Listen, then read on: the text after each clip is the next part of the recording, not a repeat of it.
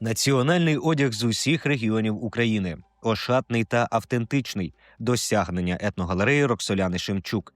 Нещодавно здійснилася річниця створення музею приватної колекції. Про історію створення та різнобарв'я експонатів розповідає сама пані Роксоляна. Колекція формувалася багато років. Я колекціоную одяг і аксесуари зі всієї, давній одяг і давні аксесуари зі всієї України. Метою її, напевно, зараз вже вималювалася мета. Завжди я казала, що метою було показати таке різнобарв'я нашого українського строю, нашого українського одягу, як регіон від регіону, як село від села відрізняється, бо в Україні є багато регіональних музеїв, але так, щоб була представлена вся Україна, їх насправді катма.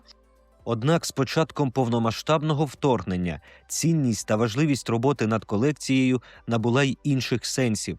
Пані Роксоляна наголошує, незважаючи на темні часи війни, Україна мусить показати собі і світові нашу глибоку історію та культуру, які так прагне перекреслити ворог.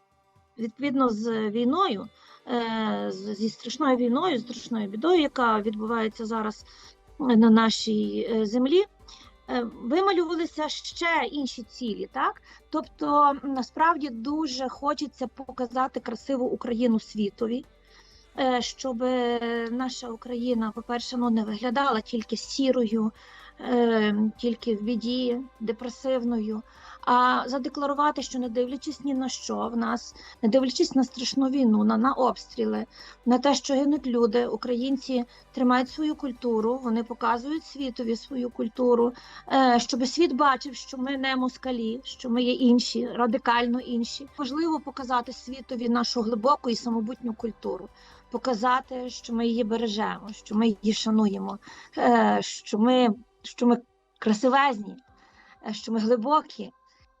Нещодавно Роксоляна Шемчук презентувала новий проєкт «Музей майбутнього». Це інтерактивний майданчик, де бажаючі можуть не тільки відвідати музей онлайн, а й навіть віртуально приміряти автентичний одяг. Розповідає, надихались проєктами Лувру та музею Ван Гога. Це має ще іншу мету.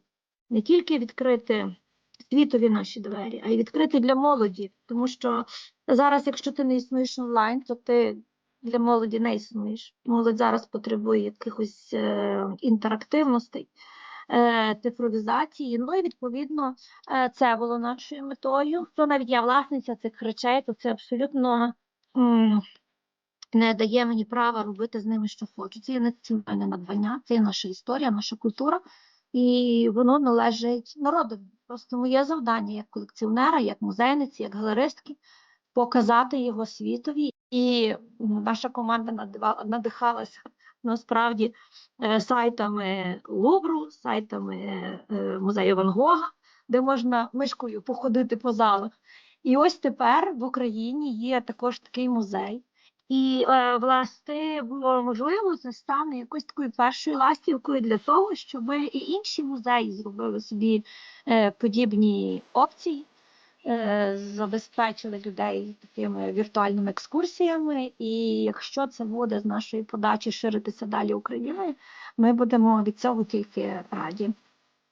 Проте для розвитку своєї колекції Роксоляна Шемчук мріє про експонати ще одного регіону України – Криму.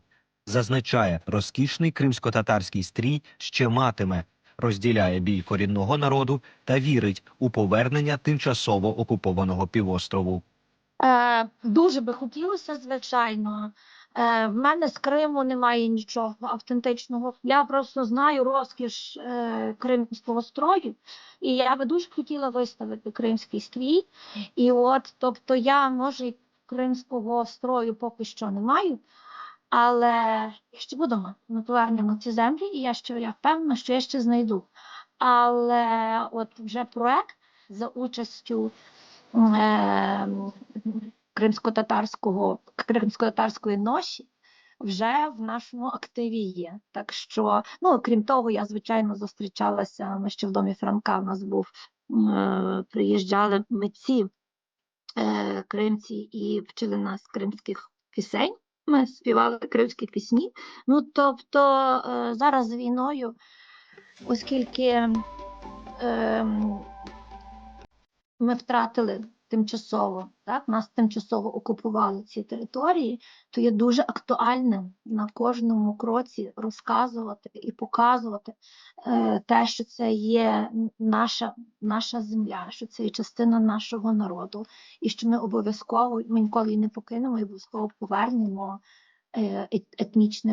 етнічному народу їхні споконвічні землі, не дивлячись на таку кількість депортацій, яку пережив ваш народ. Це великий біль,